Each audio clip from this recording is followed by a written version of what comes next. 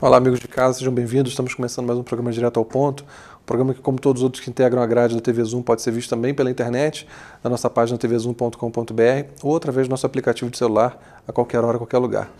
Hoje o programa me dá uma satisfação muito grande de refazer, porque estou recebendo aqui uma amiga querida, uma pessoa de quem eu sou fã e que muita gente conhece pelo nome, mas não conhece pelo rosto. Muita gente, uma pessoa que já falou para muita gente, muitas pessoas conhecem os textos dela, as palavras dela, mas de repente não ouviram a voz da minha amiga Ana Blu, cronista, uma das principais escritoras, um dos maiores talentos da literatura brasileira na atualidade. Eu falo isso por minha conta, ela jamais diria isso dela mesma, jamais aceitaria que eu dissesse, mas é uma opinião que eu tenho muito concretizada. Ana Blu, obrigado por ter aceitado meu convite. Eu que agradeço. Tão rapidamente, chamei-me em cima da hora. Já vimos combinando essa entrevista há um bom Já tempo. estava alinhavada. Já estava alinhavada, mas é difícil conseguir horário, né, querida? Obrigado por ter vindo. Blu, conta pra gente, você tem um estilo muito próprio, né? As pessoas conhecem muito seus textos você é um fenômeno de redes sociais, de popularidade aqui na Nova Friburgo, não só aqui, mas você tem um estilo muito próprio que tem muito a ver com a tua história de vida, e você é tão novinha, mas tem muita história para contar. Então, tô nem tanto. Muita menina, muito precoce, né? E tem muita história já vivida. Fala pra gente um pouquinho como é que surgiu a escrita na sua vida, como é que você descobriu esse talento para escrever e também de que forma as tuas experiências de vida tão marcantes, tão jovem, te influenciaram para escrever. Escrever para você foi uma válvula de escape? Como é que foi isso? Eu sempre escrevi para não explodir, né? Deixa eu falar oi primeiro. Oi, Márcio, obrigada pelo convite. Imagina. Escrever, eu não sei se foi uma válvula de escape, porque eu não queria escapar. Eu só queria colocar para fora, assim. Uma válvula de pressão, né? Para você não explodir. Exatamente, para não fazer um estrago, assim, maior. Porque eu sempre muito ansiosa, cabeça funcionando a 1000 por hora, eu queria viver 1000 coisas ao mesmo tempo, eu queria fazer tudo, eu queria saber tudo, eu queria, sabe? E escrever é uma forma de controlar uma realidade paralela, não sei. Mas começou desse jeito, eu nunca, a princípio, pensei em me tornar escritora. Para mim era uma coisa até muito além, né? Só das pessoas que participavam ali do meu livro de português. Mas foi isso. Eu comecei a escrever para não enlouquecer, acho. Que idade, mais ou menos, Blu, que você começou a... Desde sempre, desde sempre. Eu aprendi a ler e escrever bastante cedo, estudei bastante por conta própria, estava sempre indo além do que a escola colocava.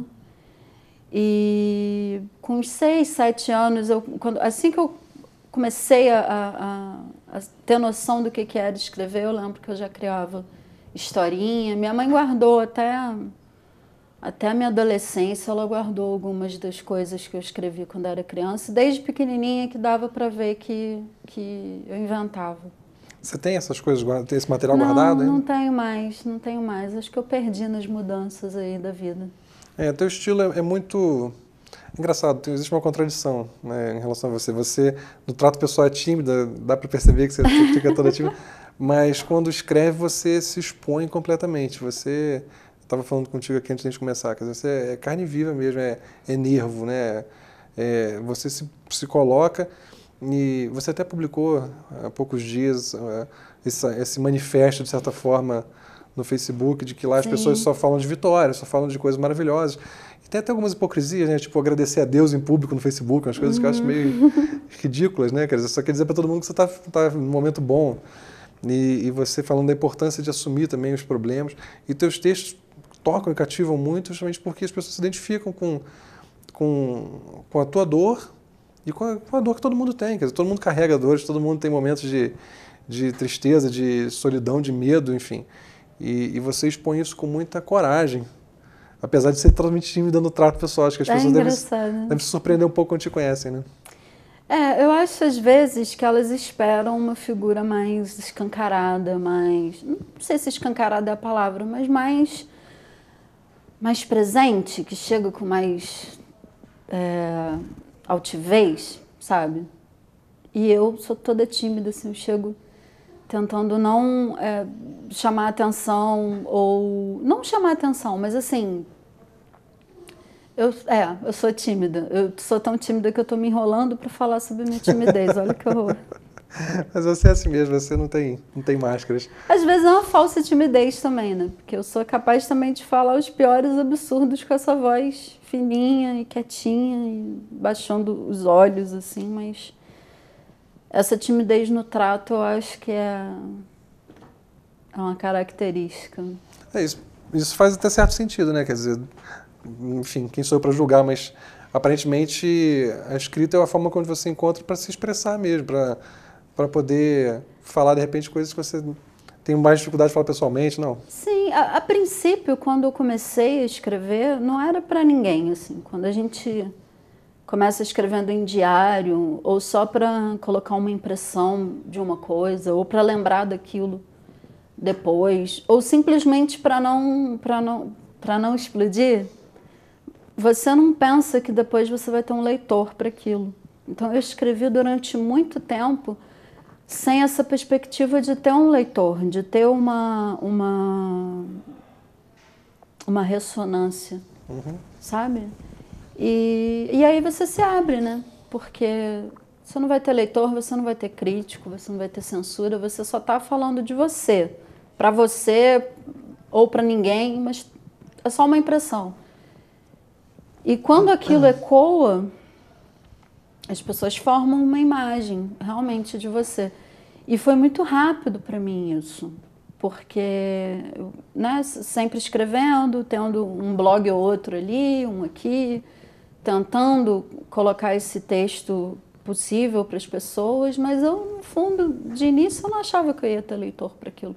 Eu nunca achei minha vida interessante bastante para outra pessoa querer saber dela além de mim. Então, quando você fala das postagens na internet, por exemplo, que a pessoa vai lá e coloca a vitória dela ou a derrota, eu acho que as pessoas não se interessam nem pela sua vitória e nem pela sua derrota. Eu não sou desse grupo que diz que eu não vou dizer tal coisa, não vou contar para as pessoas não me verem mal. Não, na verdade, eu acho que não interessa a ninguém. E não é um não interessa, não te interessa, mas é um não interessa de, não, isso não me interessa. É a vida dela, não sou eu. E o homem é a medida do homem, né?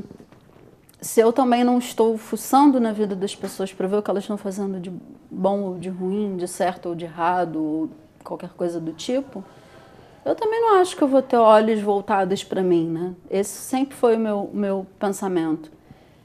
Se eu tinha ferramentas para me expressar, eu expressava a verdade. Se eu estava triste, eu falava que eu estava triste. Se eu estava feliz, eu falava que estava feliz, mas até então eu não tinha leitor.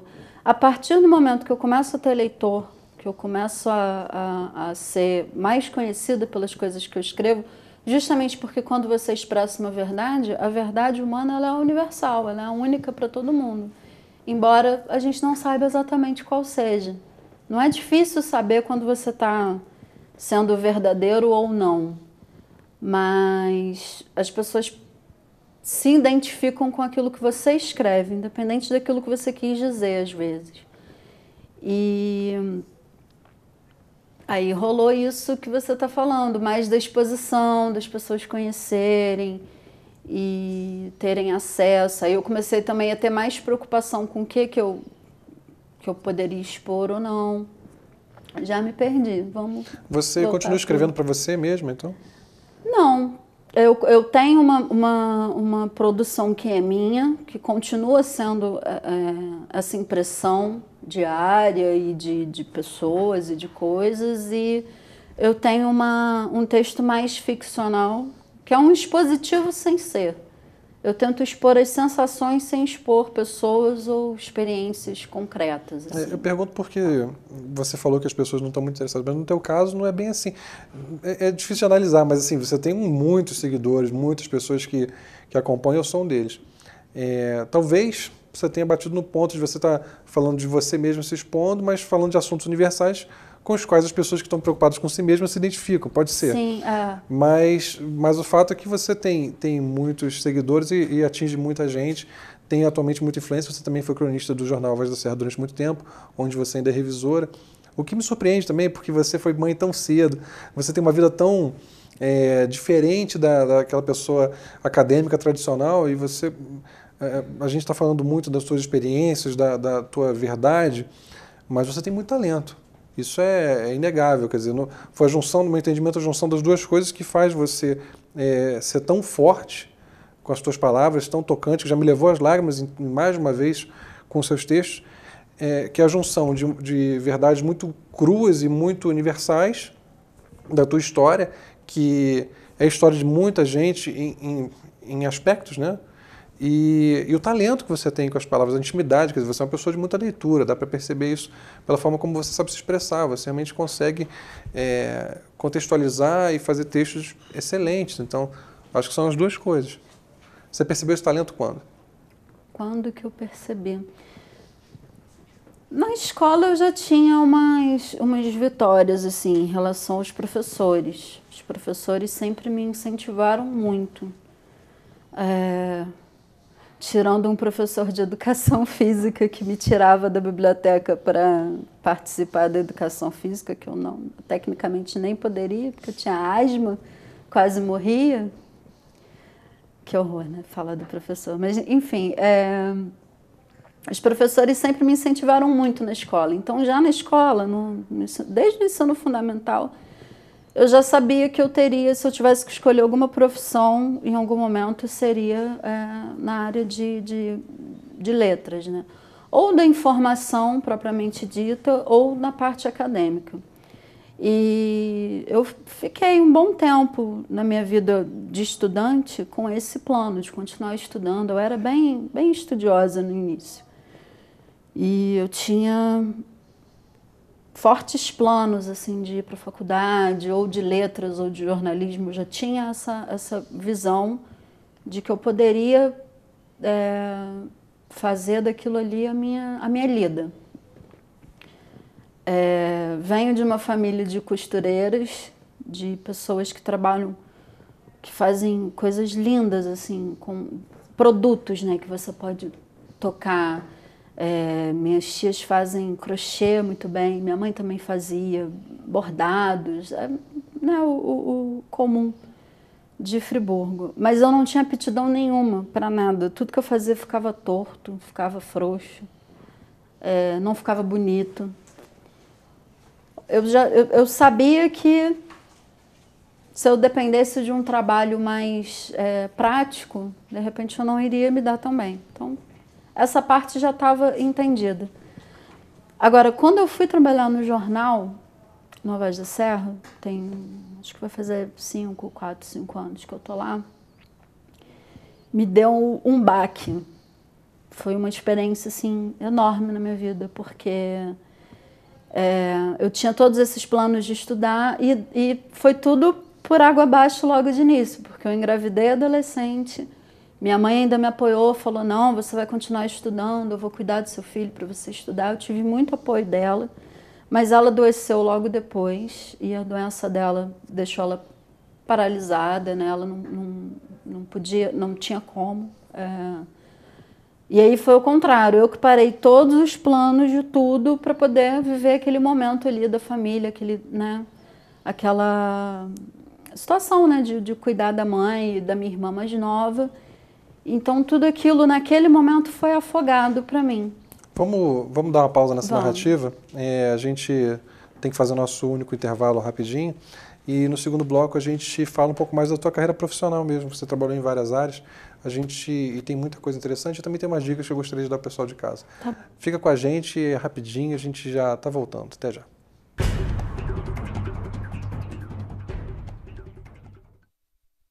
Para baixar o aplicativo da TV Zoom, entre na Google Play se o seu dispositivo for Android ou na App Store se você estiver usando o iOS. No campo de busca, digite TV Zoom e ache o nosso ícone. Clique no botão para baixar e aguarde a instalação.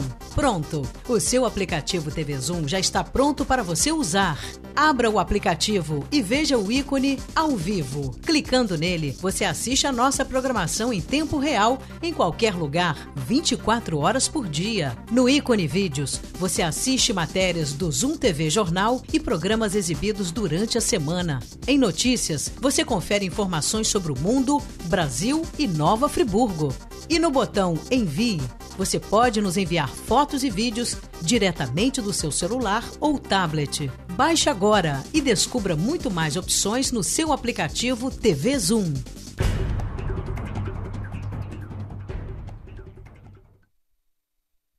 Olá, amigos de casa, estamos de volta para o nosso segundo e último bloco, recebendo a cronista, querida Ana Blue, uma das escritoras mais talentosas dessa geração aqui no Brasil. Blue, você estava falando que você teve que interromper os estudos por causa da situação da tua mãe, Sim.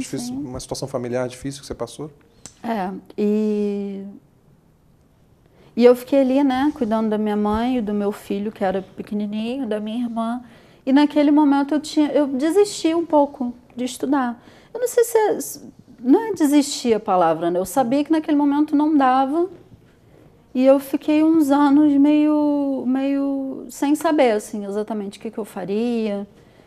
Mas, curiosamente, foi um período que eu produzi muito, porque quanto mais eu tinha vivência ali naquela situação toda, mais me dava vontade de escrever para não explodir.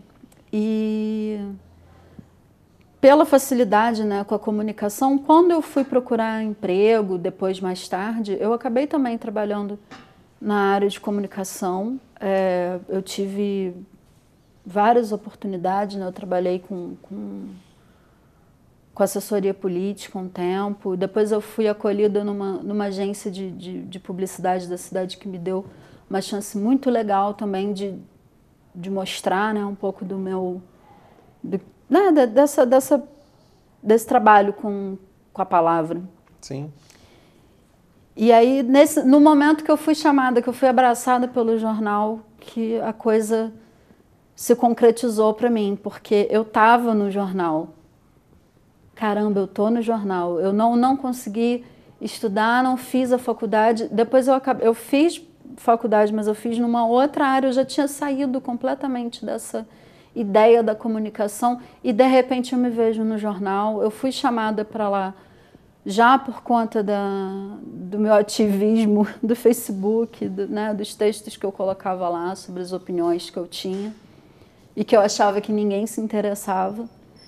E quando eu tenho essa abertura de ter uma coluna de crônica no jornal, que me deu aquele baque que eu falei, né? Me deu um baque de, caramba, realmente é possível, eu vou me dedicar a isso aqui e eu vou retomar todos os meus planos.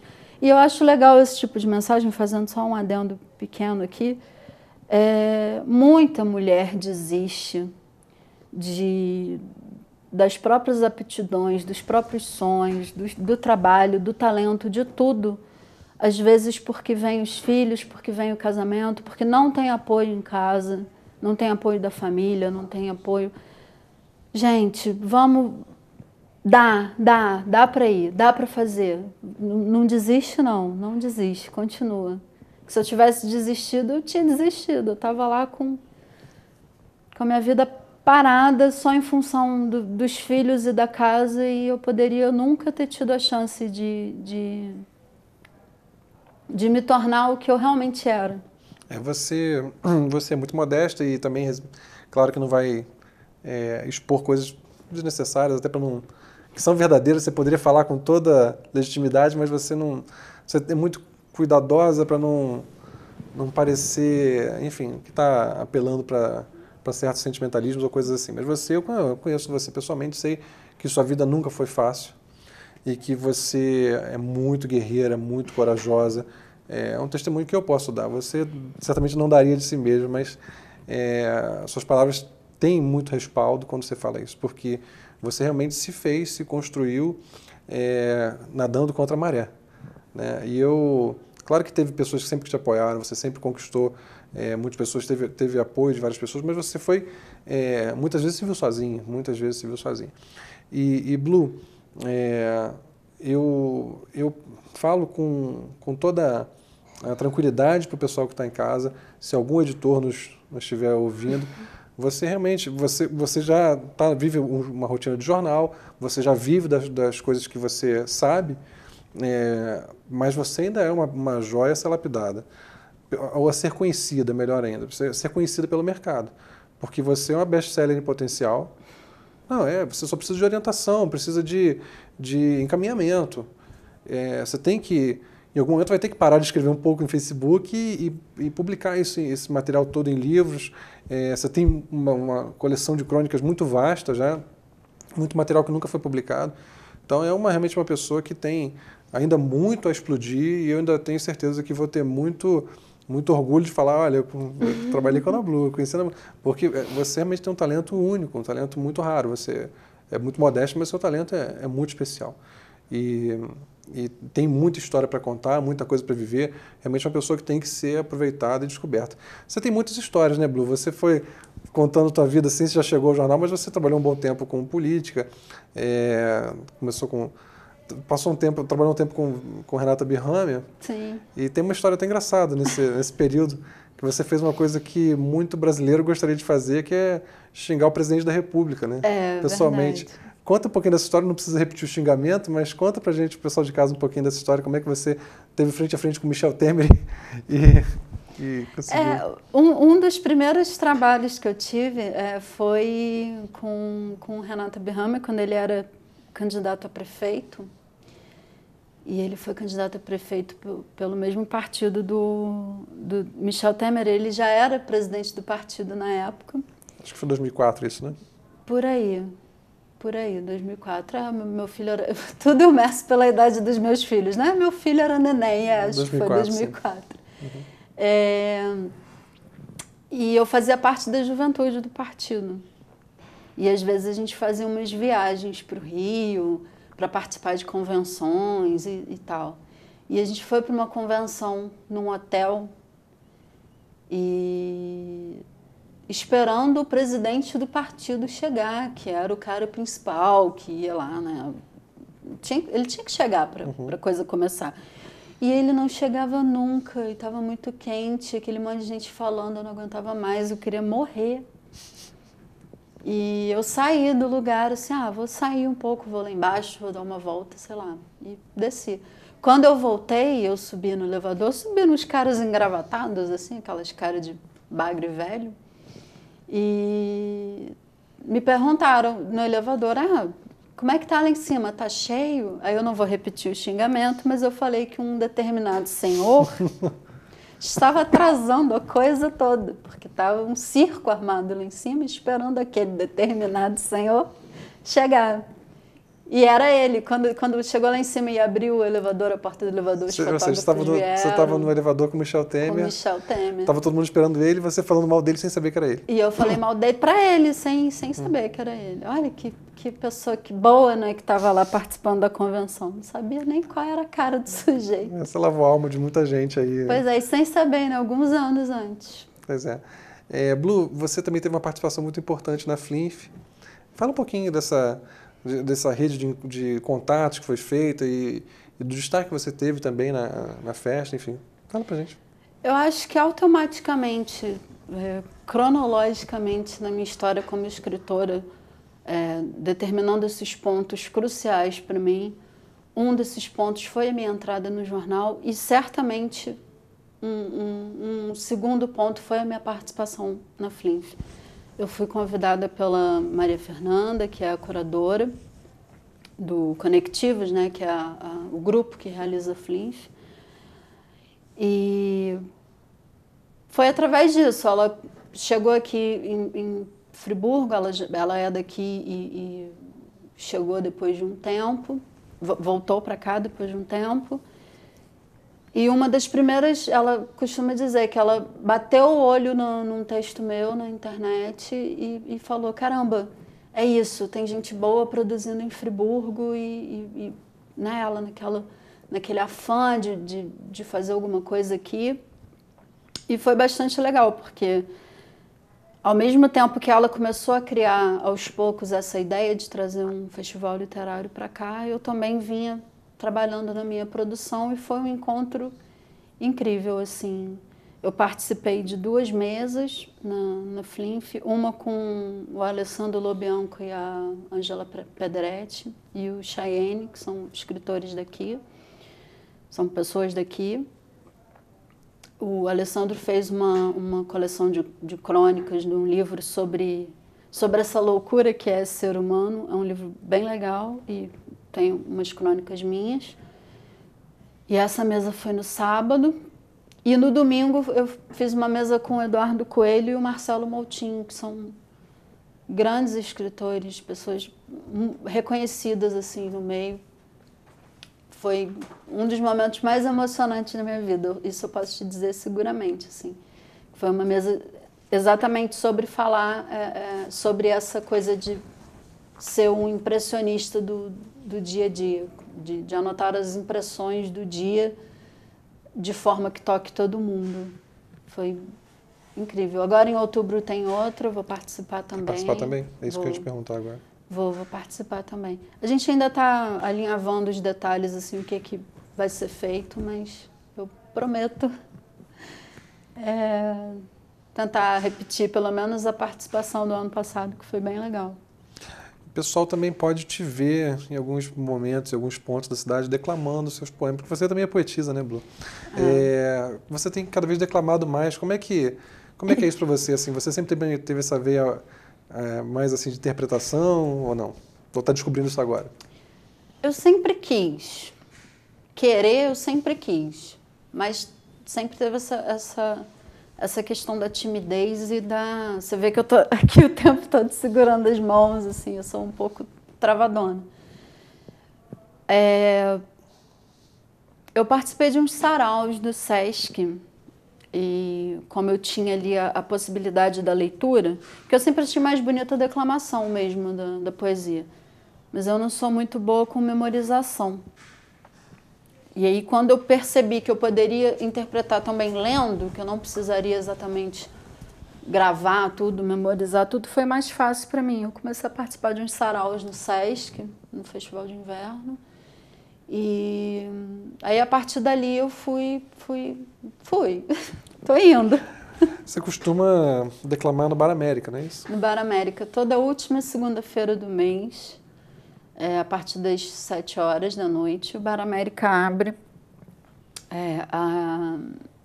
o Chopp com Letras. É um projeto do Davi Macena e da Débora Simões. Eles me chamam carinhosamente, eu vou carinhosamente.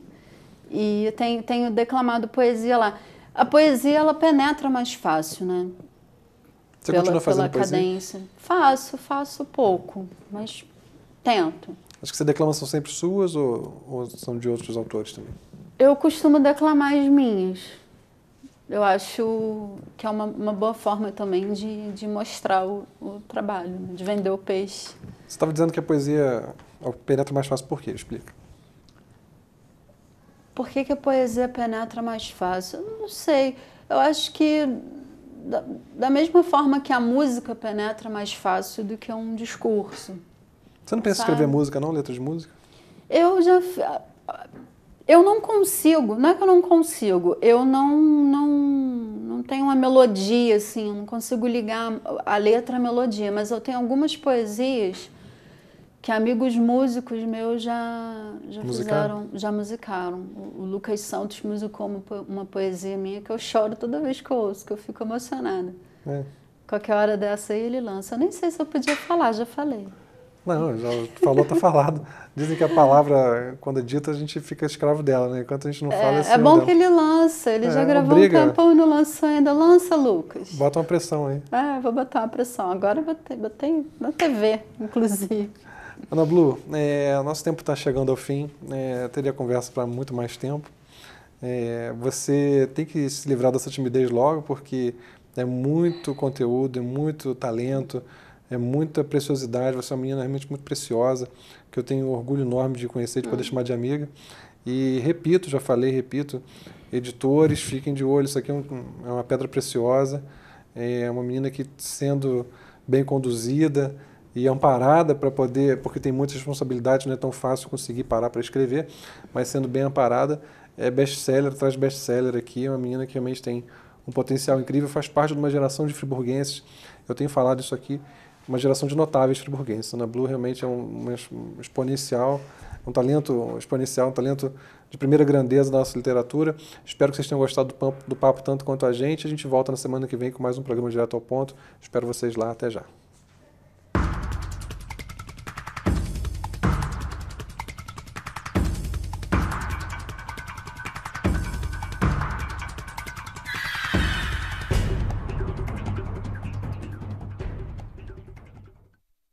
Este e outros programas você assiste no aplicativo TV Zoom.